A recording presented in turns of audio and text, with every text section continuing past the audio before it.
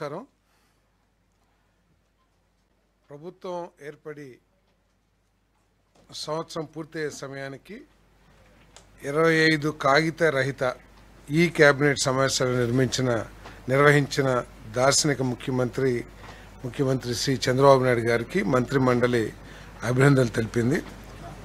ఈ 25 మంత్రివర్గ సమావేశాల్లో రాష్ట్ర ప్రగతికి దిశానిర్దేశం చేస్తూ రాష్ట్ర అభివృద్ధికి, రాష్ట్రంలో పేద ప్రజల సంక్షేమానికి అనేక కార్యక్రమాలు తీసుకొచ్చిన ముఖ్యమంత్రి గారికి, అనేక సాహసోపేత నిర్ణయాలు తీసుకున్న ముఖ్యమంత్రి గారికి ప్రత్యేకంగా మంత్రి మండలి సభ్యులందరూ కూడా అభినందనలు తెలపడం జరిగింది. అదేవిధంగా ఉప ముఖ్యమంత్రి గారికి, మా ప్రీతమ యువనేత లోకేష్ గారికి అందరం కూడా ఈ సక్సెస్ఫుల్ 1 year గవర్నెన్స్కి అభినందనలు తెలియజేయడం జరిగిందని చెప్పేసి మనం చేస్తాను. మరి ఈరోజు జరిగిన మంత్రివర్గ సమావేశంలో ముఖ్యంగా ఎన్టీఆర్ సుజల పథకం కింద శ్రీకాకుళం ఉద్దాన ప్రాంతానికి ఈ శుద్ధి చేసిన త్రాగునీటిని మినరల్ వాటర్ని సప్లై చేసే కార్యక్రమం ఏదైతే ఉందో ఆ ప్లాంట్ నిర్వహణలో వచ్చిన నష్టానికి వైబిలిటీ గ్యాప్ ఫండింగ్ కింద 575.75 లక్షలు ఉద్దానం ప్రాంతానికి, అదేవిధంగా దాదాపు 822.86 లక్షల వైబిలిటీ గ్యాప్ ఫండింగ్ కుప్పంలో చేసిన ఈ మినరల్ వాటర్ ప్లాంట్స్కి వైబిలిటీ గ్యాప్ ఫండింగ్గా ఇవ్వటం జరిగింది. దీనికి కారణం ఏంటంటే ఎన్టీఆర్ మెమోరియల్ ట్రస్ట్ కింద గత ప్రభుత్వంలో, అంటే చంద్రబాబు నాయుడు గారు ముఖ్యమంత్రిగా ఉన్న ప్రాంతంలో ఈ ప్రాంతాలకి ప్రత్యేకంగా కిడ్నీ ప్రాబ్లమ్స్తో సఫర్ అవుతున్న ఉద్దానంలో వారందరికీ కూడా పరిశుభ్రమైన నీరు అందించాలని చెప్పేసి ఈ కార్యక్రమం ఎన్టీఆర్ సుజల సెవంతి కార్యక్రమం తీసుకుంటాం జరిగింది. దాంట్లో ఏమిటంటే వాటరు అన్ని ఫెసిలిటీస్ ప్రభుత్వం ఏర్పాటు చేస్తే ₹2కి ఒక 20 లీటర్స్ బాటిల్ ఏదైతే ఉంటుందో అది సరఫరా చేయాలి. ఉద్దానం ప్రాంతానికి ఒక 13,000 బాటిల్స్, అదేవిధంగా కుప్పం ప్రాంతానికి 533 హ్యాబిటేషన్స్ని కవర్ చేస్తుంది ఇది కుప్పంలో. దానికి 40,000 టార్గెట్తో 40,000 బాటిల్స్, అంటే 20 లీటర్ల ఏమంటారు వాటిని, బాటిల్స్ అంటారా, బబుల్స్తో ఎస్టిమేట్ చేసి ఒక సంస్థకి ఇవ్వటం జరిగింది.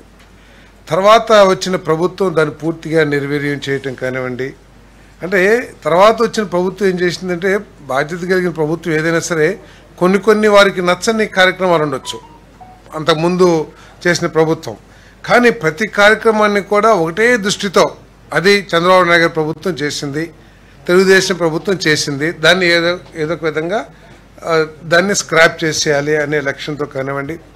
అదేవిధంగా ఆపరేషనల్ కాస్ట్ కూడా చాలా పెరగటం మూలంగా, అంటే ఉద్దానం ప్రాంతంలో ఫిక్స్డ్ కాస్ట్ ఏమో అట్లాగే లేబర్ కాస్టు లేకపోతే వర్కర్స్ కాస్ట్ అట్లాగే ఉంది, లేకపోతే ట్రాన్స్పోర్ట్ ఛార్జెస్ పెరగటం మూలంగా కానివ్వండి, లేకపోతే మన తర్వాత 13,000 అక్కడ ఎస్టిమేట్ చేస్తే కేవలం 4,000 బబుల్స్ మాత్రమే అమ్ముడవటం. అదేవిధంగా కుప్పంలో 40,000 ఎస్టిమేట్ చేస్తే కేవలం 10,000, అంటే ప్రభుత్వం నుంచి ఎటువంటి సహకారం కానీ ఏమీ లేకపోవటం మూలంగా తీవ్రంగా నష్టపోవటం జరిగింది. ఆ నష్టం ఉద్దానం ప్రాంతంలో 575 లక్షలు, అదేవిధంగా కుప్పం ప్రాంతంలో 822 లక్షలు నష్టం జరిగింది. దీన్ని ఎస్టిమేట్ చేయడానికి ఏం చేసామంటే, తర్వాత O&M కింద ఎంత ఖర్చు అవుతుందని చెప్పేసి ఓపెన్ టెండర్స్ పిలిస్తే వాళ్ళు దీనికంటే కూడా చాలా ఎక్కువగా, దాదాపు దీనికి డబల్ కాస్ట్ కోట్ చేశారు. సో కాబట్టి వాళ్ళు అడిగింది రీజనబుల్గానే ఉంది, కాబట్టి 1 time సెటిల్మెంట్ కింద ఈ వైబిలిటీ గ్యాప్ ఫండ్ ఇవ్వడానికి నిర్ణయం తీసుకుంటాం జరిగిందని చెప్పేసి మనం చేస్తాను. కాంట్రాక్టర్స్, చిన్న కాంట్రాక్టర్స్, కంపెనీ పేర్లు తెలియదు. అదేవిధంగా కొత్త సంవత్సరం పూర్తి చేసుకున్న సందర్భంగా ప్రభుత్వం వచ్చి 1 year అయిన సందర్భంగా 17 మంది యావజ్జీవ ఖైదీలకు క్షమాభిక్ష మంజూరు చేయడం జరిగిందని చెప్పేసి మనం చేస్తాను. భారత సుప్రీంకోర్టు ఎస్ఎల్పి క్రిమినల్ నెంబర్ 525/2021లోని ఆదేశాలకు అనుగుణంగా యావజ్జీవ ఖైదీల ముందస్తు విడుదలకు శాశ్వత మార్గదర్శకాలను జారీ చేసిన నేపథ్యంలో ఫిబ్రవరి 1, 2025 నాటికి అర్హులైన 17 మంది యావజ్జీవ ఖైదీలకు ప్రత్యేక క్షమాభిక్ష మంజూరు చేయడానికి హోంశాఖ చేసిన ప్రతిపాదన రాష్ట్ర మంత్రిమండలి ఆమోదం తెలియజేయడం జరిగిందని చెప్పేసి మనం చేస్తాను. నేను ఈ జీవిత ఖైదీలు ఎక్కువ కాలం శిక్ష పడిన వాళ్ళందరూ కూడా వాళ్ళ జీవితంలో మార్పు తెచ్చుకుని లేతే వాళ్ళు ఖైదీలకి పునరావాసం కల్పించాలని చెప్పేసి సమాజంలో పరివర్తనతో వాళ్ళ జీవితంలో మార్పు రావాలని చెప్పేసి ఈ క్షమాభిక్ష ప్రసాదించడం జరిగిందని చెప్పేసి మనం చేస్తాను. వీళ్ళు కానీ మళ్ళీ ఏదైనా క్రిమినల్ యాక్టివిటీస్లో కానీ చట్ట వ్యతిరేక పనుల్లో కానీ ఉంటే ఈ క్షమాభిక్ష రద్దు చేయడానికి కూడా ప్రభుత్వం నిశ్చయం తీసుకుందని చెప్పేసి మనం చేస్తాను. మరి ప్రభుత్వం ఈ జైల్స్ అన్నిటినీ కూడా రిఫార్మ్ చేయాలని ఈ ఖైదీల క్షమాభిక్షకు సంబంధించి ఖైదీల పరివర్తనకు సంబంధించి వీళ్ళందరూ కూడా ఏంటంటే అక్కడ లోకల్ పోలీస్ స్టేషన్స్కి రెగ్యులర్ టచ్లో ఉండి వీరి ప్రవర్తన మీద ఎప్పటికప్పుడు నిఘా సంస్థల ద్వారా కానివ్వండి లేదా పోలీస్ స్టేషన్ ద్వారా కానివ్వండి రిపోర్ట్స్ తెప్పించుకుని వాళ్ళని పర్యవేక్షించడం కూడా జరుగుతుంది. మరి భవిష్యత్తులో కూడా ఈ జైల్స్ని రిఫార్మ్స్ తీసుకురావాలని చెప్పేసి అన్నీ కూడా ప్రభుత్వం ఆలోచన చేస్తుందని చెప్పేసి నేను మనం చేస్తా ఉన్నాను. అదేవిధంగా 248 ఏపీఎస్పీఎఫ్లో 248 కానిస్టేబుల్ను హెడ్ కానిస్టేబుల్స్గా పదోన్నతి ఇవ్వడానికి మరియు కానిస్టేబుల్ సంఖ్యను 248కి తగ్గించడానికి హోంశాఖ చేసిన ప్రతిపాదనకు రాష్ట్ర మంత్రిమండలి ఆమోదం తెలిపింది. అదేవిధంగా వైఎస్ఆర్ జిల్లా పేరును వైఎస్ఆర్ కడప జిల్లాగా మార్చడానికి ఇప్పటికే జారీ చేసిన తుది నోటిఫికేషన్ను ధృవీకరించేందుకు రెవెన్యూ శాఖ చేసిన ప్రతిపాదనను రాష్ట్ర మంత్రిమండలి ఆమోదించడం జరిగిందని తెలియజేస్తాను. రాష్ట్రంలో ఆంధ్రప్రదేశ్ పోలీస్ అకాడమీ స్థాపన కోసం ఇప్పటికే 675 ఎకరాలు ఇవ్వటం జరిగింది. ఇంకా వారికి కావాల్సిన ల్యాండ్స్ని పెన్నవరెడ్డిపల్లి, నూగండపల్లి, ఆగిరిపల్లి మండలంలో మొత్తం 94.497 సెంట్లు అంటే 94.5 ఎకరాలని మన హోంశాఖకు భూమిని ఉచితంగా బదిలీ చేయడానికి రెవెన్యూ శాఖ చేసిన ప్రతిపాదనకు రాష్ట్ర మంత్రిమండలి ఆమోదం తెలిపింది. ఏలూరు జిల్లాలో నిర్మించి తలపెట్టిన హైదరాబాద్ ఐ ఇన్స్టిట్యూట్కు మాజీ ఐఏఎస్ అధికారిని శ్రీమతి కాసర్నేని దమయంతి వారు దాన ప్రక్రియ అంటే గిఫ్ట్ ఇచ్చారు. ఒక 10 ఎకరాల 88 సెంట్లు భూమిని గిఫ్ట్ ఇవ్వడం జరిగింది. దానికి రిజిస్ట్రేషన్ స్టాంప్ డ్యూటీ ఏదైతే ఉంటుందో దాన్ని రిజిస్ట్రేషన్ ఫీజులు మినహాయించేందుకు రెవెన్యూ శాఖ చేసిన ప్రతిపాదన ఆమోదించడం జరిగింది. దమయంతి గారు ఐఏఎస్ మీకు తెలిసి ఉంటుంది. ముఖ్యమంత్రి గారు కూడా వారిని ప్రత్యేకంగా అభినందించడం కూడా జరిగిందని చెప్పేసి మనం చేస్తాను. కేకే రాజు గారు పెదవేగి మండలంలో కార్మిక రంగ సంస్కరణలో భాగంగా పారిశ్రామిక సంస్థలపై విధి విధానాల కూర్పు భారాన్ని తగ్గించేందుకై పరిశ్రమల చట్టం 1948లోని 54, 55, 56, 59, 64, 65, 66 సెక్షన్లో కొన్ని నిబంధనలను ఆంధ్రప్రదేశ్ పరిశ్రమల సవరణ బిల్లు 2025 ద్వారా సవరించేందుకు కార్మిక ఫ్యాక్టరీలు, బాయిలర్లు మరియు బీమా వైద్య సేవల శాఖ చేసిన ప్రతిపాదనకు రాష్ట్ర మంత్రి మండలి ఆమోదం తెలిపిందని చెప్పేసి మనం చేస్తా ఉన్నాను. ఏమండి ఇదంతా ఏంటంటే మన ఎంప్లాయ్మెంట్ ఆఫ్ ఉమెన్కి సంబంధించి ముఖ్యంగా ఉంది. దీంట్లో ముఖ్యమైన ఏంటంటే 66(1)(b)లో సెక్షన్ 66(1)(b)లో restriction on women's right night time employment between 7 PM 6 PM ఇంతకుముందు చేస్తానికి లేదు. ఇప్పుడు వాళ్ళు women may work during night time with safeguards like consent, transport, security and CC surveillance.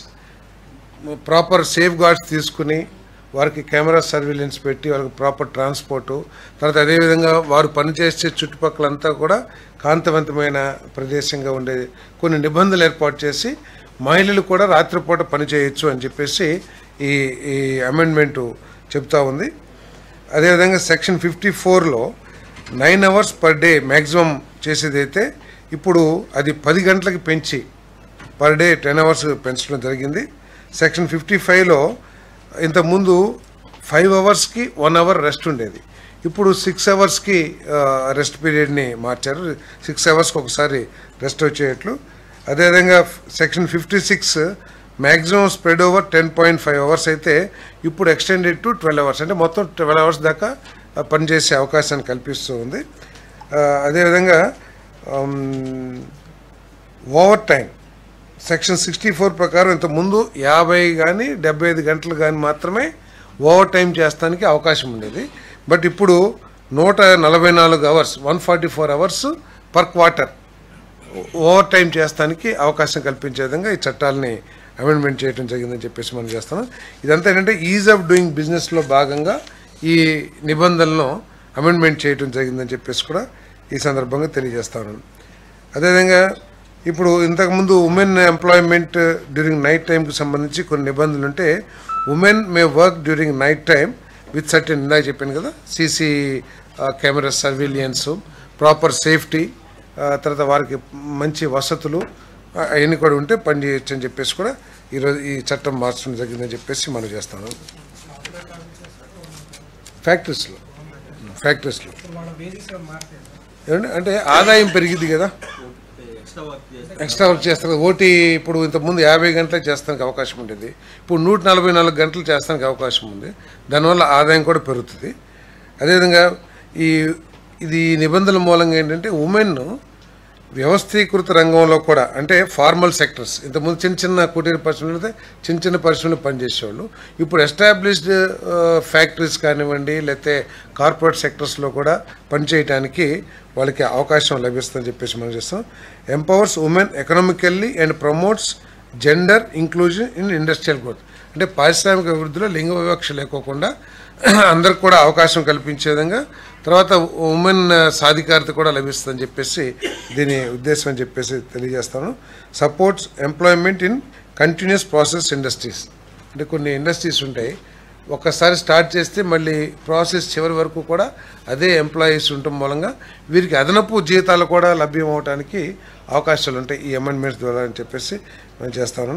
అదేవిధంగా గ్లోబల్ ప్రాక్టీసెస్ ఏదైతే ఉన్నాయో అవన్నీ కూడా ఇక్కడ కూడా అమలు చేయడానికి ఈ చట్ట అమెండ్మెంట్స్ పనిచేస్తామని చెప్పేసి తెలియజేస్తాం.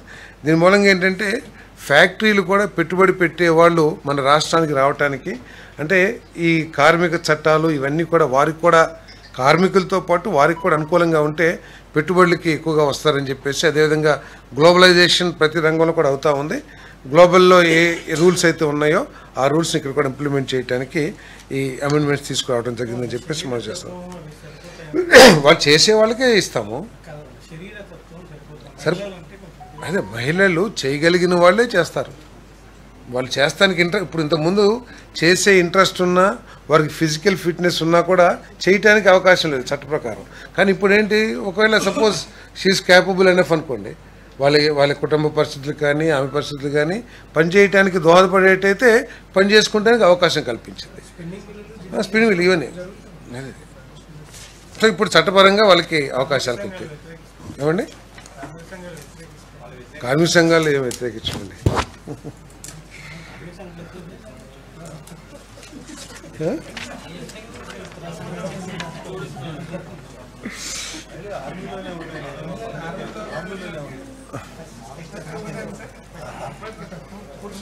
అంటే ఇప్పుడు ఇక్కడ కూర్చుంటే ఇద్దరే కనబడుతున్నారు, ఇప్పుడు దీని మూలంగా ఏంటంటే కొద్దిగా ఎక్కువ మహిళలు కూడా ఈ రంగంలోకి వస్తానికి పత్రికా రంగంలో కూడా వచ్చే అవకాశం కూడా ఉండొచ్చు. విశాఖపట్నంలోని హరిత హోటల్ యాత్రి నివాస్ ఆధునీకరణ చేపట్టిన పనులకు ఇప్పటికీ సవరించి అమలుపరిచిన పరిపాలన అనుమతులు ధృవీకరించేందుకు యూత్ డెవలప్మెంట్ టూరిజం మరియు సాంస్కృతిక శాఖ చేసిన ప్రతిపాదనకు రాష్ట్ర మంత్రిమండలి ఆమోదం తెలిపింది. మన విశాఖపట్నంలో యాత్రి నివాస్ ఉంది. గత ప్రభుత్వంలో దాన్ని రెనోవేట్ చేయాలని చెప్పేసి, లేకపోతే కొంచెం రూమ్స్ని రీఫర్బిష్ చేయాలని చెప్పేసి 4.5 కోట్లతో బడ్జెట్ ఆమోదించి ఆ కార్యక్రమాలు ప్రారంభించిన తర్వాత దాన్ని 13.5 కోట్లకి పెంచేశారు. అవసరం ఉంటే పెంచితే తప్పులేదు, కానీ దానికి ఎటువంటి అనుమతులు, బోర్డు అనుమతి కానివ్వండి లేదా ప్రభుత్వ అనుమతి కానివ్వండి, ఏది లేకోకుండా నోటి మాటనే ఉత్తర్వులకు తీసుకుని 13.5 కోట్లు ఖర్చు పెట్టి దాన్ని రెనోవేషన్ చేసేసారు. ఇప్పుడు అంటే గత ప్రభుత్వం ఏ విధంగా నిబంధనల్ని కానివ్వండి, లేకపోతే వ్యవస్థలు కానివ్వండి, రూల్స్ కానివ్వండి, ఏ విధంగా లెక్క చేయని తనంతో పనిచేసిందో ఇటువంటి ఇవన్నీ ఉదంతాలన్నీ కూడా అద్దం పడుతున్నాయని చెప్పేసి మనం చేశాను. ఇప్పుడు దాన్ని ఈ ప్రభుత్వం రైటిఫై చేయాల్సింది. ఖర్చు పెట్టింది వాళ్ళు, నిబంధనలు అతిక్రమించింది ఆ ప్రభుత్వం, నిబంధనలు అసలు తొంగలో తొక్కింది ఆ ప్రభుత్వం. ఈరోజు 4.5 కోట్ల నుంచి 13.5 కోట్లకి ఏదైతే ఖర్చు పెట్టారో దాన్ని ఇప్పుడు ఆమోదించాల్సిన పరిస్థితి వచ్చింది. దాన్ని ఆమోదించడం జరిగిందని చెప్పేసి మనం చేస్తాను. ఇదని ఎంక్వైరీ చేశారు. ఎంక్వైరీ చేస్తే వాళ్ళు డెవలప్మెంట్ చేసిందంతా కూడా వాస్తవమే, ఖర్చు అయిందంటే రేట్లలో కొద్ది తేడా లేదా ఉన్నా కూడా దాని ప్రకారం చేశారని చెప్పేసి ఎస్ఎస్ఆర్కి రిస్ట్రిక్ట్ చేస్తూ రికమెండ్ చేసింది. వాళ్ళు ఏంటంటే వాళ్ళు ఎక్స్ట్రా పేమెంట్, ఎక్స్ట్రా రేట్లు అవి పెట్టుకున్నా కూడా ఎస్ఎస్ఆర్కి లిమిట్ చేస్తూ ఆ పనులు జరిగినాయి కాబట్టి ఆ కమిటీ డెవలప్ చేసింది. ఏంటి అప్పుడు లేవు, అసలు అప్రూవల్స్ ఏం లేవు కదా. సో జరిగినాయి కాబట్టి ఒప్పేసుకున్నారు. ఎవరు?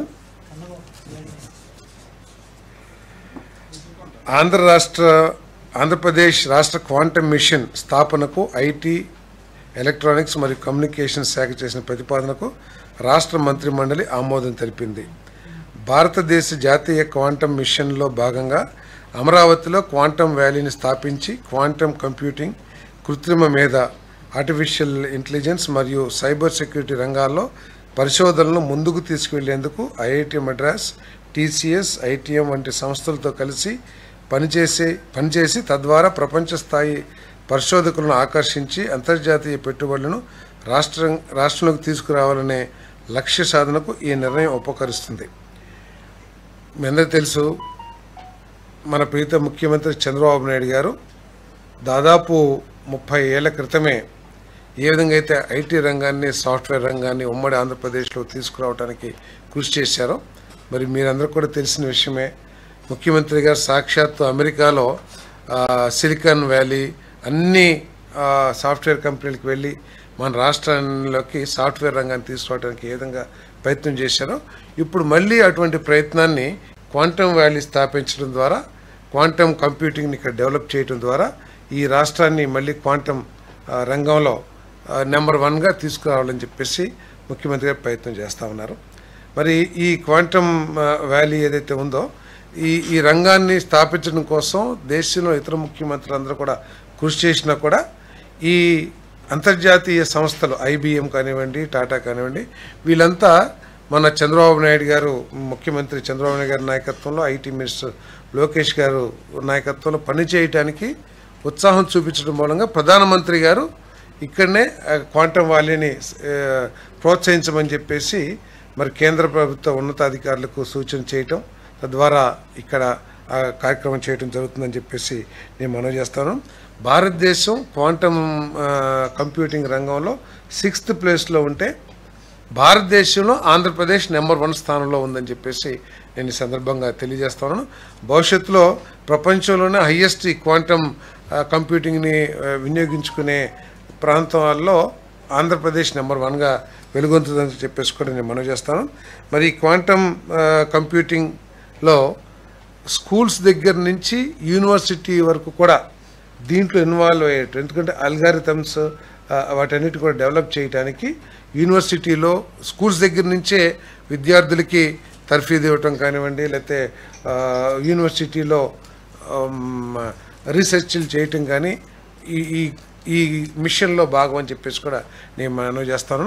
ఈ క్వాంటమ్ మిషన్కి ఇప్పటికే ఒక కమిటీని కూడా ఏర్పాటు చేయడం జరిగింది. ఏది దేశంలో ఈ రంగంలో నిష్ణాతులైన వ్యక్తులతో ఒక కమిటీని కూడా ఏర్పాటు చేయడం జరిగింది. ఇది త్వరలో ఈ క్వాంటమ్ వ్యాలీని కూడా స్థాపించడానికి 50 ఎకరాలు 50 ఏకర్స్ మన అమరావతిలో కేటాయించి ఇక్కడ డెవలప్ చేయడానికి కూడా మరి చర్యలు తీసుకుంటున్నామని చెప్పేసి మనం చేస్తాను. భవిష్యత్తులో 5 నుంచి 10 సంవత్సరాలలోపు ఆంధ్రప్రదేశ్ ఈ రంగంలో నెంబర్ 1 స్థాయికి వెళ్ళి ఈ రాష్ట్రంలోని లక్షలాది మంది వేలాది మంది యువకులకి ఏ విధంగా అయితే సాఫ్ట్వేర్ రంగంలో మన తెలుగువారు ఉన్నత స్థానంలో ఉన్నారో ఈ రంగంలో కూడా ఉన్నత స్థానాలకు వెళ్ళి ఈ రాష్ట్ర ప్రగతికి ఉపయోగపడుతుందని చెప్పేసి కూడా ఈ సందర్భంగా తెలియజేస్తాను. నేను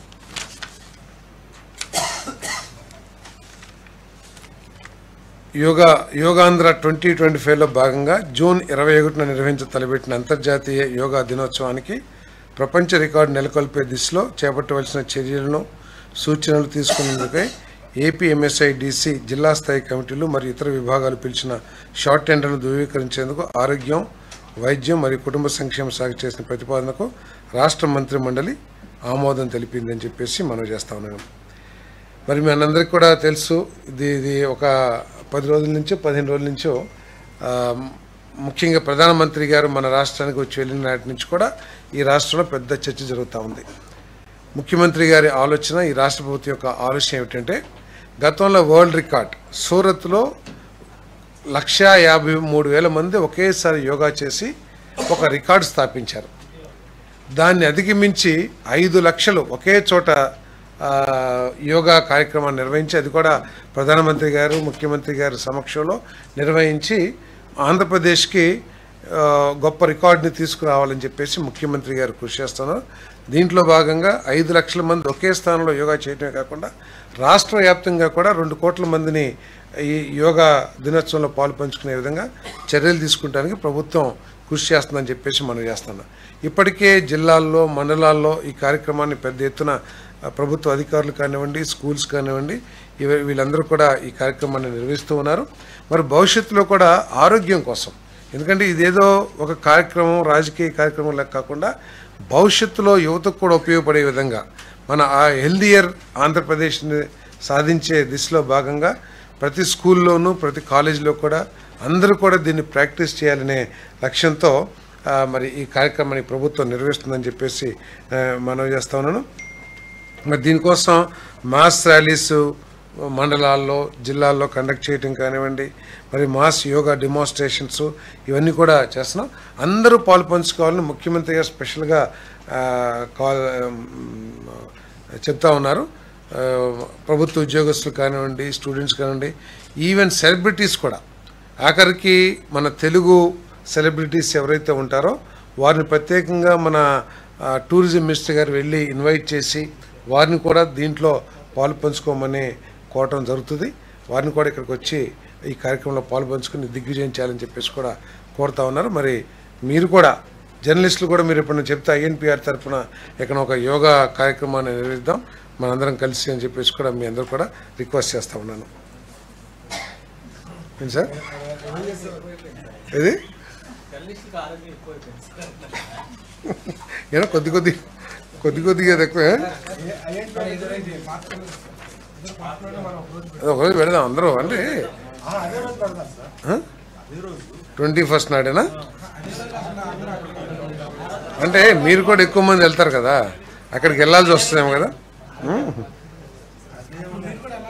ప్లాన్ చేద్దాం మనం కూడా కూర్చుని ఒకరోజు, జర్నలిస్ట్ మిత్రులందరూ కూడా కూర్చుని ఒకరోజు ఎక్కడ నిర్వహించాలో ఒకసారి ఆలోచన చేసి తప్పకుండా ఈ యోగా కార్యక్రమాన్ని నిర్వహిద్దామని చెప్పేసి మనం చేస్తాం.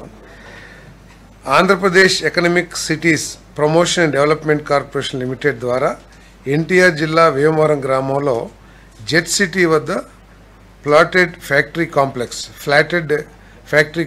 పనులు పూర్తి చేయడానికి రాష్ట్ర పరిశ్రమలు మరియు మౌలిక సదుపాయాల శాఖ చేసిన ప్రతిపాదనకు రాష్ట్ర మంత్రి మండలి ఆమోదం తెలిపిందని చెప్పేసి మనం చేస్తాను. దీని విషయంకి వస్తే 2017లో ఆనాటి ప్రభుత్వం అభివృద్ధి కోసం రకరకాల కార్యక్రమాలు చేసిన విషయం అందరికీ తెలిసిందే. జక్కంపూడి వద్ద, అంటే విజయవాడ జక్కంపూడి దగ్గర ఒక 3 టవర్స్ అంటే ఎఫ్ఎఫ్సి ఫ్లాటెడ్ ఫ్యాక్టరీ కాంప్లెక్స్ నిర్మించాలని చెప్పేసి 143 కోట్ల రూపాయల వ్యయంతో 3 టవర్స్ నిర్మించాలని చెప్పేసి ఆ రోజు పనులు ప్రారంభించడం కూడా జరిగింది. దీని ద్వారా ఏంటంటే 6,40,000 స్క్వేర్ ఫీట్ రావటమే కాకుండా 13,000 మంది స్కిల్డ్ అన్స్కిల్డ్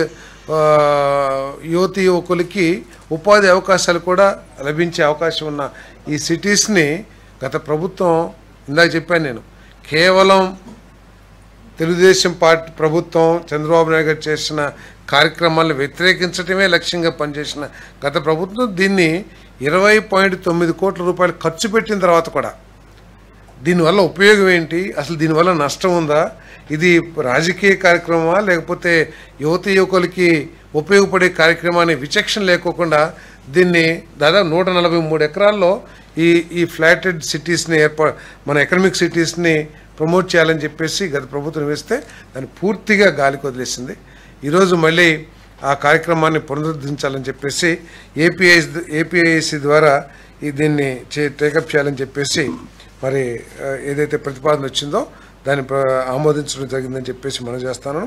ఈ నిర్ణయం వలన జెట్ సిటీ ప్రాజెక్టు మొదటి దశకు 10 ఎకరాల 12 సెంట్ల భూమిని ఏపీఈడిసిఓకు కేటాయించడంతో పాటు భారతీయ స్టాంపు చట్టం సెక్షన్ కింద స్టాంపు సుంకం మరియు రిజిస్ట్రేషన్ చట్టం సెక్షన్ 78 కింద రిజిస్ట్రేషన్ రుసుమును మినహాయించి ఆ భూమిని ఏపీఐసికి బదిలీ చేయడానికి అనుమతి ఇవ్వటం జరిగింది. రాష్ట్ర అభివృద్ధి ప్రణాళిక కింద 20.39 కోట్లు ఏదైతే గతంలో ఖర్చు పెట్టిందో 5 సంవత్సరాలు కూడా ఆ పేమెంట్ ఇవ్వలేదు. ఆ పేమెంట్ ఇవ్వడానికి కూడా బిల్లు చెల్లింపుకు అనుమతించడంతో పాటు మిగిలిన టవర్ పని ఏదైతే 143 కోట్లు చెప్పానో ఇక్కడ ప్రజలందరూ కూడా ఆలోచించాల్సింది ఏంటంటే, సరే వాళ్ళు ఆపేశారు, అది ఆగిపోయింది కాదు. ఇది 13,000 మందికి అవకాశం. ఇప్పుడు సిటీస్ అన్నీ పెరుగుతున్నాయి. అమరావతి వస్తుంది, విజయవాడ సిటీ కూడా విస్తరిస్తూ ఉంది. యువకులు ప్రతి సంవత్సరం కూడా కొన్ని వేల మంది ఇంజనీరింగ్ గ్రాడ్యుయేట్స్ వస్తూ ఉన్నారు. వీళ్ళకి ఉపాధి కల్పించడం కోసం ఇప్పుడు టేకప్ చేస్తే గతంలో 143 కోట్లైన ప్రాజెక్టు ఈరోజు 300 కోట్లు అయిపోతుంది. కేవలం ఒక ప్రభుత్వం యొక్క విధ్వంసకరమైన ఆలోచనల మూలంగా లేకపోతే వ్యక్తిగత ఇష్టాల మూలంగా దాదాపు ఒక 200 కోట్ల రూపాయలు నష్టపోయే పరిస్థితి వస్తుంది. నష్టపోతమే కాకుండా ఈ 5 సంవత్సరాల్లో కొన్ని వేల మందికి ఉపాధి అవకాశాలు ఇప్పుడు మనం చూస్తూ ఉన్నాం. వేలాది మంది ఒక వారం రోజులేమో సాఫ్ట్వేర్ కంపెనీలు చేస్తున్నారు. వాళ్ళందరూ ఇంటికి వచ్చేసి వర్క్ ఫ్రమ్ హోమ్ అని చెప్పి చేస్తూ ఉన్నారు. వాళ్ళందరికీ కూడా ఇది ఒక ఫెసిలిటీ ఏర్పాటు చేస్తానికి కొత్త స్టార్టప్ కంపెనీస్ ఎందుకంటే 6.5 లక్షల స్క్వేర్ ఫీట్ కార్పెట్ ఏరియా వచ్చినప్పుడు ఏ విధంగా అభివృద్ధి చెందో ఒకసారి ఆలోచన చేయమని చెప్పేసి కూడా నేను మనవి చేస్తూ ఉన్నాను. అదేవిధంగా 175 నియోజకవర్గాల్లో 175 ఎంఎస్ఎంఈ పార్కులు డెవలప్మెంట్ చేయడం కోసం పరిశ్రమలు మరియు వాణిజ్య శాఖ చేసిన ప్రతిపాదనకు రాష్ట్ర మంత్రి మండలి ఆమోదం తెలిపిందని చెప్పేసి మనం చేస్తాను. దీంట్లో ఏంటంటే ప్రతి నియోజకవర్గంలో ముఖ్యమంత్రి గారి ఆలోచన ఏంటంటే ఒక కుటుంబం ఒక పారిశ్రామికవేత్త. ప్రతి ఇంట్లో కూడా ఆ కుటుంబంలోని వ్యక్తుల స్కిల్స్ ఆధారంగా ఇప్పుడు ఒక్కొక్కరికి ఒక్కో రకమైన స్కిల్స్ ఉంటుంది. ఆ స్కిల్స్ను ఉపయోగించుకుని ఏ విధంగా పారిశ్రామికంగా అభివృద్ధి చేయొచ్చో వాళ్ళకి. అంటే పారిశ్రామికవేత్త అంటే 10 కోట్లు 20 కోట్లు 100 కోట్లు 30 కోట్లే కాదు. ఆయన స్కిల్స్ను ఉపయోగించుకుని అది 50 లక్షలో 20 లక్షలో తను ప్రారంభించుకుని వారు అభివృద్ధి చెందడానికి కావాల్సిన ఏర్పాట్లు చేయాలనేది ఈ ప్రభుత్వం యొక్క లక్ష్యం. ఈ ప్రభుత్వం యొక్క లక్ష్యం ఏంటంటే 20 లక్షల ఉద్యోగాలు యువకులకి అందించడమే కాకుండా 5 సంవత్సరాలు ప్రతి ఇంటి నుంచి కూడా ఒక ఎంటర్‌ప్రెన్యూర్ని తయారు చేయలేదు కూడా ఈ ప్రభుత్వం యొక్క లక్ష్యం. దాంట్లో భాగంగానే 175 నియోజకవర్గాల్లో అది 10 ఎకరాల నుంచి 100 ఎకరాల వరకు కూడా ప్రభుత్వ భూమిని సేకరించి వాటిని డెవలప్ చేయడానికి ఈరోజు ప్రతిపాదనలు పంపడం జరిగింది. దాంట్లో ఏంటంటే ఈ 175 పారిశ్రామిక వాడలు అభివృద్ధి చేయడానికి కావాల్సిన బడ్జెటరీ సపోర్టు 25, 26, 27, 28కి 475 కోట్ల రూపాయలు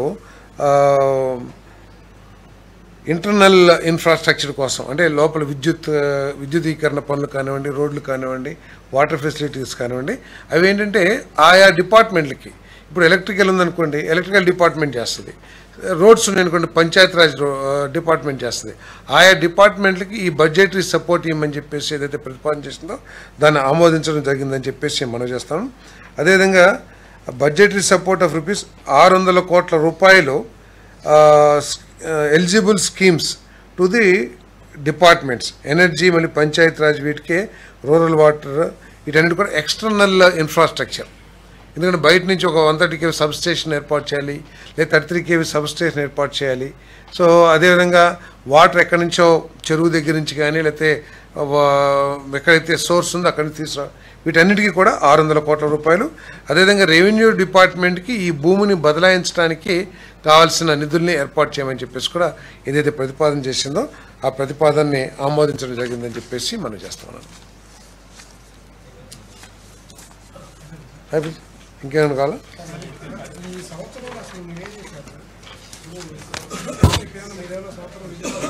ఏమండి,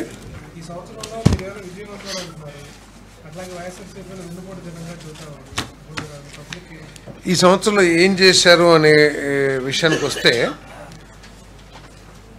ఏదైతే సూపర్ 6లో కార్యక్రమాలు, సంక్షేమ కార్యక్రమాలకు సంబంధించి పెన్షన్స్ని 4,000 రూపాయలు దాదాపు 64 లక్షల కుటుంబాలకు ఇస్తున్నాం. ఇప్పుడు ఒకటే చిన్న కంపారిజన్ చేస్తున్నారు. గత గవర్నమెంట్ ఏదో సంక్షేమ కార్యక్రమాలు బాగా ఇచ్చింది, ఈ గవర్నమెంట్ ఇవ్వలేదు అంటున్నారు కదా. సరే, గత ప్రభుత్వం ఏమి ఇచ్చిందో ఒకసారి కనుక మీరు లెక్కేసుకుంటే యావరేజ్ 2,500 పెన్షన్ ఇచ్చింది అనుకుందాం. 12 నెలలకి 30,000 రూపాయలు, 30,000 రూపాయలు ప్లస్ అమ్మఒడి 13,000 రూపాయలు, అంటే 43,000 రూపాయలు. తర్వాత చేయూత ఒక 18,000 రూపాయలు, 61,000 రూపాయలు ఇచ్చింది. ఓకే, ఈ ప్రభుత్వం ఏమిచ్చింది? ఈ 11 నెలలను, ఇంకా 12 నెలలు పూర్తి కాలేదు మాకు. ఈ 12 నెలల్లో 4,000 లెక్కన 48,000 రూపాయలు పెన్షన్ ఇచ్చాం. బకాయిలు ఏదైతే 7,000 ఉందో 7,000 కలిపితే 55,000 రూపాయలు. 3 సిలిండర్లు ఉచితంగా ఇచ్చాం, 3,000 రూపాయలు, 58,000 రూపాయలు. అదే కానీ కొన్ని లక్షల మందికి ఆకలి తీర్చే కార్యక్రమం, అన్న క్యాంటీన్ ఖర్చు పెట్టాం. దాన్ని ఇంకా మా ఎంత ఖర్చు అనేది పర్ హెడ్ లెక్క లేదు, బట్ లక్షలాది మందికి ఆకలి తీర్చే కార్యక్రమం 58,000. తర్వాత ఇప్పటికే మేము అనౌన్స్ చేసేసాం, ఏంటి, మన తల్లికి వందనం కార్యక్రమం ఏదైతే ఉందో ఉన్న పిల్లలందరికీ, కుటుంబంలో చదువుకునే పిల్లలందరికీ కూడా ఇస్తామని చెప్పాం. యావరేజ్ ఇద్దరు తీసుకున్నా కూడా 30,000 రూపాయలు ఇవ్వబోతా ఉన్నాం మేము తల్లికి వందనం కింద. 58,000 30,000 కలిపితే 88,000 రూపాయలు అవుతుంది. తర్వాత జూన్ 20 తారీఖుకి కేంద్ర ప్రభుత్వం అన్నదాత సుఖీభవ ఏదైతే ఇన్స్టాల్మెంట్ ఇస్తానందో ఆ ఇన్స్టాల్మెంట్తో పాటు మేము కూడా ఒక ఇన్స్టాల్మెంట్ 5,000 రూపాయలు కలపబోతా ఉన్నాం. సో ఇవన్నీ కూడా అట్లా ఎవరు ఎక్కువ చేశారు సంక్షేమం అనేది కూడా ఒకసారి ఆలోచన చేయాలి. ఈ సంక్షేమంతో పాటు గత ప్రభుత్వం అన్నీ ఎగ్గొట్టే కార్యక్రమాలు చేసింది. రైతులకి 1,637 రూపాయలు ఏదైతే ఎగ్గొట్టిందో, 1,637 కోట్ల రూపాయలు ధాన్యం డబ్బులు ఏదైతే ఎగ్గొట్టిందో ఆ డబ్బుల్ని ఒకటేసారి రైతులందరికీ కూడా చెల్లించడం జరిగింది. అదేవిధంగా రోడ్లు ఏ విధంగా ఉండేయో మీ అందరికి కూడా తెలిసిన విషయమే. ఆ రోడ్లు ప్రత్యేకంగా దృష్టి పెట్టి దాదాపు 1,000 కోట్ల రూపాయలు పెట్టి మరి వాటిని కూడా రిపేర్ చేయటం, లేకపోతే ఏదైతే గుంటలు ఏదైతే ఉంటాయో ఆ గుంటలు పూడ్చే కార్యక్రమం చేశాం. మరి అదేవిధంగా విద్యార్థులకి ఎగ్గొట్టేస్తే వాళ్ళకి మేము ఫీజు రింబర్స్మెంటు, ఆ బకాయిలు కూడా తీరుస్తూ ఉన్నాం. అదేవిధంగా హౌసింగ్ డిపార్ట్మెంట్లో 2.5 లక్షలు ఉన్న యూనిట్ కాస్ట్ని 1,80,000కి తగ్గించి, అదేవిధంగా మరి గత ప్రభుత్వం చంద్రబాబు నాయుడు గారు ఎస్సీ ఎస్టీ బీసీలకి 50,000 75,000 1,00,000 రూపాయలు ఇస్తే దాన్ని కూడా ఎగ్గొట్టేయటం జరిగిన విషయం కూడా మీరందరూ కూడా ఒకసారి జ్ఞాపకం చేసుకోవాలి. ఇవన్నీ పక్కన పెడితే డెవలప్మెంట్ కింద గత అమరావతి శంకుస్థాపనలు ప్రధానమంత్రి గారితో చేపించాం. పనులన్నింటి కూడా నిధులన్నింటిని కూడా రెడీగా పెట్టుకుని అమరావతిని పూర్తి చేసే కార్యక్రమం చేస్తూ ఉన్నాం. అదేవిధంగా గత ప్రభుత్వంలో సాక్షాత్ ఇరిగేషన్ మంత్రి గారే పోలవరం ఎప్పటికి పూర్తయిద్దో చెప్పలేను అనే పరిస్థితి నుంచి బల్లగుద్ది 2027 డిసెంబర్ కల్లా మేము పోలవరం ద్వారా నీళ్లు తీసుకొస్తామని చెప్పేసే కార్యక్రమానికి ఈ ప్రభుత్వం తీసుకొస్తూ ఉంది. దీంతోపాటు దాదాపు 7 లక్షల కోట్ల రూపాయల పెట్టుబడులు. గతంలో పెట్టుబడిదారులు పారిశ్రామికవేత్తలు పారిపోతే ఈ రాష్ట్రం నుంచి, అంటే పారిపోయారని నేను ఏదో ఉపన్యాసం కింద లేదా రాజకీయంగా చెప్పట్లా. నా కాన్స్టిట్యున్సీ పక్కన అశోక్ లేలాండ్ అనే కంపెనీ ఉంది. పూర్తిగా కొన్ని 100 కోట్ల రూపాయలు పెట్టి మొత్తం ఫ్యాక్టరీ నిర్మాణం కూడా చేశారు. లోపల యంత్రాలు వచ్చినాయో లేదో నాకు తెలియదు, కానీ వచ్చినాయి అని అన్నారు. వాళ్ళు ఈ గత వైసీపీ ప్రభుత్వం చేసిన దాష్టీకం మూలంగా కానివ్వండి, లేకపోతే వాళ్ళు పెట్టిన బ్లాక్మెయిల్ కండిషన్ మూలంగా ఏదైనా కారణమండి, వాళ్ళు తాళం వేసుకుని 5 సంవత్సరాలు అన్ని 100 కోట్ల పెట్టుబడి పెట్టినా కూడా వాళ్ళు ప్రారంభించుకోకుండా వెళ్ళిపోయారు. మళ్ళీ అదే అశోక్ లేలాండ్ ఈ ప్రభుత్వం వచ్చిన 5-6 నెలలకే లోకేష్ గారితో ప్రారంభింపచేసింది ఆ ఫ్యాక్టరీని. మరి ఏం జరిగింది గత ప్రభుత్వం అనేది ఒకసారి ఆలోచించాలని చెప్పేసి మనం చేస్తాము.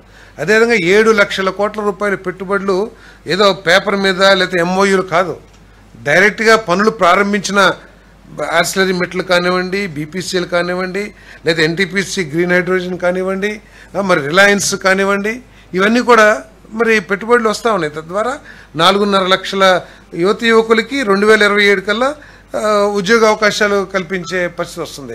మేము విద్యారంగంలో చాలా అభివృద్ధి చేసామంటారు. విద్యారంగంలో ఏం చేశారు? టీచర్లు ఒక్కళ్ళన్నా అపాయింట్ చేశారా? అసలు విద్యకు కావాల్సింది టీచర్లా, బిల్డింగ్లా? టీచర్ని పెట్టి తర్వాత ఇన్ఫ్రాస్ట్రక్చర్ కూడా అవసరం. ముందు అసలు ఇప్పుడు మీరు కాదు కానీ మా తరంలో, మాకంటే ముందు తరంలో చెట్ల కింద కూడా కూర్చొని చదువుకున్నారు.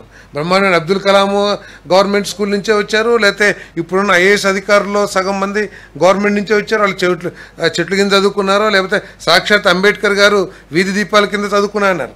అంటే పాఠాలు చెప్పే, విద్యాబుద్ధులు నేర్పే పంతులు గారు ఉంటే తప్పకుండా చదువుతారు. తర్వాత ఇన్ఫ్రాస్ట్రక్చర్ కూడా కావాలి, వద్దని చెప్పేసి అంటలా. కానీ ఇన్ఫ్రాస్ట్రక్చర్ని చేసి టీచర్ లేకోకుండా ఏ విధంగా విద్యాబుద్ధులు నేర్పిస్తారో ఇది ఎట్లా ఉందంటే, ముందు తాడు కొనుక్కొచ్చి గేద లేకుండా గేద వస్తుందని కొన్నట్టుంది. సో అందుకని మేము ఈరోజు 16,300 మందికి డిఎస్సి ద్వారా టీచర్ని నియమిస్తున్నాం. సో ఇవన్నీ కూడా ఈ సంవత్సరంలోనే చేయడం జరిగింది. రాబోయే రోజుల్లో కూడా ఇదే విధంగా ఇప్పుడు పోలవరం బనకచెర్ల ఉంది. ఎప్పుడన్నా ఆలోచన అసలు అటువంటి ఆలోచన గత ప్రభుత్వంలో ఎక్కడన్నా డిస్కషన్ జరిగిందా అని చెప్పేసి అడుగుతా ఉన్నాను. మేమే కొత్తగా నీళ్ళను సృష్టించలా. మేమేంటి సముద్రంలోకి వెళ్ళే వాటర్ని ఏ విధంగా ఈ రాష్ట్ర అభివృద్ధి కోసం వినియోగించుకోవాలనే ఆలోచన ఒక్కటే మాకుంది. సో దాంతో 81,000 కోట్ల రూపాయలతో పోలవరం బనకచెర్ల కార్యక్రమం ఏదో పేపర్ మీద ఉపన్యాసానికి ముఖ్యమంత్రి గారు చెప్పలా. మా రాష్ట్ర ప్రభుత్వం నుంచి ఒక హై పవర్ కమిటీ వెళ్ళింది, కేంద్ర ప్రభుత్వంతో చర్చలు జరిగినాయి. కేంద్ర ప్రభుత్వంతో ఒక ఫైనాన్షియల్ మొడాలిటీ కూడా వర్కౌట్ చేశారు. 50% ఈఏపీ అంటే external aided project funding, 20% central government, 10% రాష్ట్ర ప్రభుత్వం, అదేవిధంగా 20% హ్యామ్ మోడల్లో తీసుకునే విధంగా ప్రాజెక్టు రూపకల్పన జరిగింది. ఒక నెలలో ఇరిగేషన్ డిపార్ట్మెంటు ఈ ప్రాజెక్టుకు సంబంధించి డిపిఆర్ కూడా సబ్మిట్ చేయబోతూ ఉంది. ఒకవేళ అది వచ్చిందనుకోండి, ఈ రాష్ట్రంలో పరిస్థితి ఏంటో ఒకసారి ఆలోచించామని చెప్పేసి అడుగుతా ఉన్నాను నేను. సో అదేవిధంగా మరి మిగిలిన మా దగ్గర చింతలపూడి ప్రాజెక్ట్ ఉంది.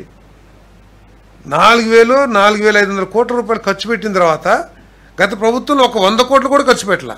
అది గాలికి వదిలేశారు. ఎంత నష్టం? టిట్కో ఉంది, ఎంత నష్టం?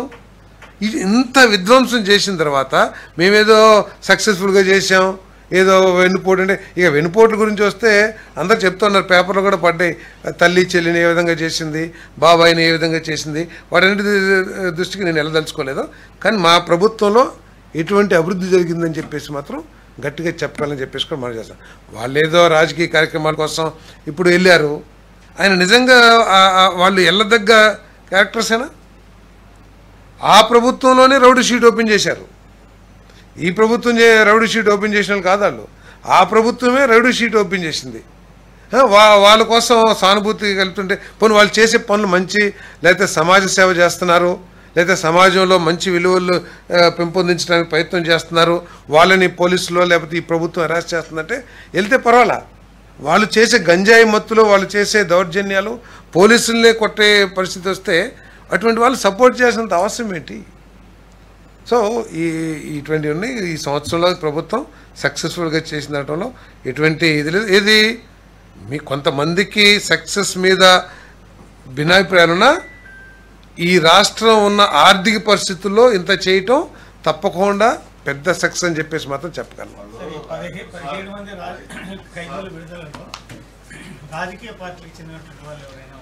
రాజకీయ పార్టీలు నిజంగా మీకు అసలు ఇది అధికారులు తయారు చేసిన లిస్టు మాత్రమే.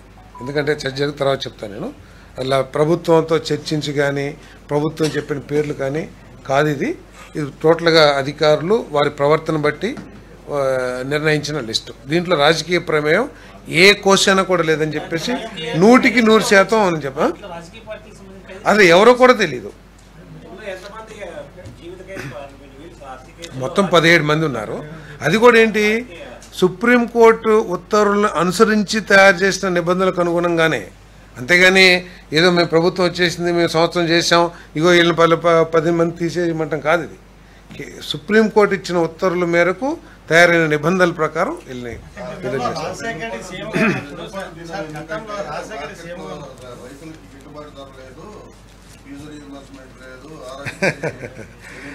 ఆరోగ్యశ్రీ గురించి వాళ్ళు మాట్లాడితే మీరందరూ కూడా వెళ్ళి, మీరు విలేకరులు మీకు అందరికీ యాక్సెస్ ఉంటుంది, ఏ హాస్పిటల్లో ఆరోగ్యశ్రీ టోటల్గా ఆరోగ్యశ్రీని ఆసరా చేసుకుని ఎంతమందికి వైద్యం చేశారో ఒకసారి కనుక్కోండి. గత ప్రభుత్వం ఎన్ని నెలలు ఆరోగ్యశ్రీ బిల్లులు చెల్లించకపోతే, ఎన్ని సంవత్సరాలు ఆరోగ్యశ్రీలో ఉన్న రేట్ల మీద రివ్యూ చేయకుండా ఉంటే ఏ హాస్పిటల్లో చేశారు? హాస్పిటల్ చేయకపోవడమే కాకుండా ఎవరన్నా వచ్చి సీఎం రిలీఫ్ ఫండ్ ఇవ్వమంటే, లేదు ఆరోగ్యశ్రీ పథకం ఉంది కదా మనం 800 రూపాయలు చేసాం కాబట్టి మనం సీఎంఆర్ఎఫ్ ఇవ్వమని చెప్పేసి నిర్ద్వందంగా తిరస్కరించేవాళ్ళు. ఈరోజు ఆరోగ్యశ్రీతో పాటు కొన్ని వేల కోట్ల రూపాయలని కొన్ని వేల మందికి, నా నియోజకవర్గంలోనే దాదాపు 700 మందికి సీఎం రిలీఫ్ ఫండ్, ఎల్ఓసి ప్రభుత్వం హాస్పిటల్స్ ఏంటి మీరు ఎల్ఓసి తీసుకొస్తే మేము చేస్తామన్నప్పుడు ఒకటే రోజులో 24 అవర్స్లో ఎవరు అప్లై చేసినా కూడా వాళ్ళకి ఎల్ఓసి ఇచ్చేసి ఎస్ ఒక 20 లక్షలు, ఇప్పుడే మా పిఏ చెప్తా ఉన్నారు 10 లక్షలకి ఎల్ఓసి వచ్చిందండి వాళ్ళు పిలిచి ఇచ్చేద్దామని. 20 లక్షలు అతను ఖర్చు అవుతుంటే 10 లక్షలు ఎల్ఓసి ఇచ్చేశారు.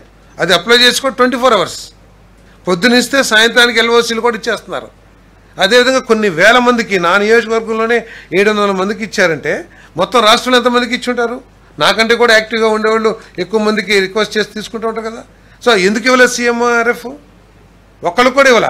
పోనీ ఆరోగ్యశ్రీ ఎంత బ్రహ్మాండంగా జరిగిందని నన్ను ప్రశ్నించి మీరు ఎవరైనా సరే చెప్పగలరా? గత ప్రభుత్వంలో ఆరోగ్యశ్రీ బ్రహ్మాండంగా నిబంధనల మేరకు ప్రతి ఒక్క పేషెంట్కి కూడా ఆరోగ్యశ్రీ కిందే వైద్యం జరిగిందని చెప్పగలమా? సో జరిగిందని చెప్పేసి చెప్తే సరిపోద్దా? బకాయిలు చెల్లిస్తూనే కాదు, సీఎంఆర్ఎఫ్ కానివ్వండి ఎల్ఓసి కానీ కొన్ని 100 కోట్ల రూపాయలు ఖర్చు పెడతా ఉంది. అదేవిధంగా హాస్పిటల్స్ బిల్డింగ్స్ అన్నారు జిల్లాకు ఒక ఇదని, దాన్ని పూర్తి చేశారా? ఎక్కడ చేయలే. దాన్ని ఏదో ఒక రూపంలో ఆర్థికంగా ఊబిలోకి నెట్టేసినా కూడా ఏదో ఒక రూపంలో ముఖ్యమంత్రి ఉన్న అనుభవాన్ని ఉపయోగించుకొని దాన్ని పూర్తి చేస్తానికి ప్రయత్నం చేస్తాం, పీపీపీ మోడ్లోనో లేదా ఏదో ఒక రూపంలో. సో అందుకని ఏ రంగంలో కూడా ఇంకెందుకన్నారండి వెనుపోటీని రైతుల గురించి వారు మాట్లాడితే ఏం చెప్పాలి? మనందరి మధ్యలో మీ అందరికి కూడా తెలుసు, మీరందరూ కూడా రైతు కుటుంబాలే. ధాన్యం కొని 21 రోజుల్లో ఇస్తాను, మేము ఇప్పుడు 24 గంటల్లో 48 గంటల్లో ఇస్తామని చెప్తున్నాం. 40 గంటలు పక్కన పెట్టండి, వాళ్ళు అఫీషియల్గానే 21 రోజుల్లో ఇస్తానని చెప్పేసి 6-7 నెలలకు కూడా ఇవ్వకోకుండా 1637 కోట్ల రూపాయలు ఎగ్గొడితే ఆ డబ్బుల్ని మేము చెల్లించాం. నిన్న కోకో రైతులకి ధర సరిగ్గా రావట్లేదంటే మేము వెళ్ళి, నేను అచ్చెన్నాయుడు గారు కూర్చుని రైతులతోనూ పరిశ్రమల వాళ్ళతో, కోకో ఫ్యాక్టరీస్ ఉంటాయి కదా వాళ్ళతో మాట్లాడి, మీరు భరించినా సరే భరించకపోయినా సరే మీరు భరించమని చెప్పేసి మేము కోరాం. మీరు ఎప్పటి నుంచో తీసుకుంటున్నారు కదా, ఇంతకుముందు 900కి 800కి కొన్నారు కదా అని అంటే వాళ్ళు ఒప్పుకోకపోతే 50 రూపాయలు ప్రభుత్వం నుంచి చెల్లించడానికి సిద్ధమయ్యి మేము చేశాం. సో అదేవిధంగా మన పామ్ ఆయిల్ ఉంది, మీరు 12,000 రూపాయలు మీరు ప్రభుత్వంలో ఉన్నప్పుడు, ఈ ఒక్క సంవత్సరంలో ఈరోజు 20,000, 21,000, 22,000 రూపాయలు ఆదాయం, ఎకరానికి 1,00,000 వస్తుంది. మీరు కావాలంటే పామ్ ఆయిల్ పండించే రైతుల్ని మీరు ఎంక్వైరీ చేసి మీరు తెలుసుకోవచ్చు. సో మామిడి రైతుల కోసం ప్రత్యేకంగా ఒక కార్యక్రమాన్ని తీసుకుని ఇన్సూరెన్స్ ఇచ్చాం, మామిడికాయకి ఇన్సూరెన్స్ ఇచ్చాం. సో ఇవన్నీ కూడా రైతులు చేశాం. ఇప్పుడు పొగాకు ఉంది, గత ప్రభుత్వంలో అయ్యి మార్కెట్ కమర్షియల్ క్రాప్స్ అదేంటి ఎంత రిక్వైర్మెంట్ ఉందో అంతే తీసుకుంటారు. సో ఈసారి పోయినసారి ఒక 10,000 టన్నులకు ఉందనుకోండి, ఈసారి పోయిన సంవత్సరం మంచి రేటు ఉందని చెప్పేసి ఈ సంవత్సరం ఎక్కువగా వేసేయటం, దాని మూలంగా కొంత ఉంది. అది కూడా ఫ్యాక్టరీస్తో మాట్లాడి దాన్ని సరి చేయడానికి ఈ ప్రభుత్వం ప్రయత్నం చేస్తుంది. అమ్మఒడిస్తున్నాం. స్కూల్స్ ప్రారంభమయ్యే లోపల ఒక రోజు చూసి, ఎందుకంటే ఒక కార్యక్రమం పెట్టాలి కాబట్టి 12వ తారీఖు లోపల కానీ లేకపోతే ఈ నెల జూన్ మాసంలో వేసేస్తాం. స్కూల్స్ ప్రారంభించే లోపల వేస్తాం. అసలు మేము ఏది చేసినా చిత్తశుద్ధితో చేస్తాము. ఏం చేసినా మీకు ఏంటంటే ఆ గత ప్రభుత్వం ఇంకా దాని హ్యాంగ్ ఓవర్ నుంచి బయటకు వచ్చినట్లేరు.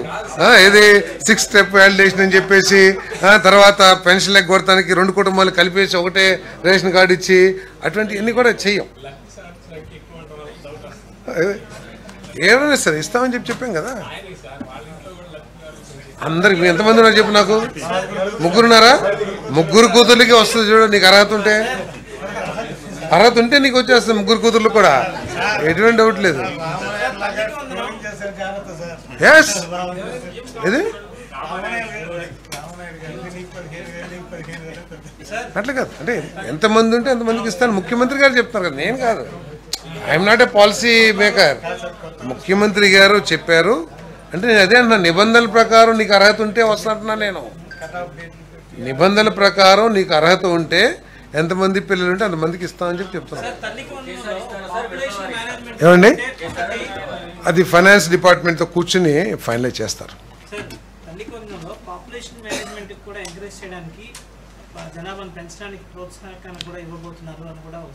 అది నాకు తెలియదు, మీరు చెప్తున్నారు కానీ విద్య మంచి ప్రతి ఒక్కళ్ళు చదువుకోవాలి, డ్రాప్ అవుట్స్ ఉండకూడదు. ప్రతి పేదవాడు కూడా మన ఆర్థిక పరిస్థితుల మూలంగా ఏ పిల్లవాడు కూడా చదువుకు దూరం కాకూడదని పెంచాలి. అంటే ఇప్పుడు చెప్పావు కదా, బహుశా అది ఉపయోగపడొచ్చేమో నాకు తెలియదు.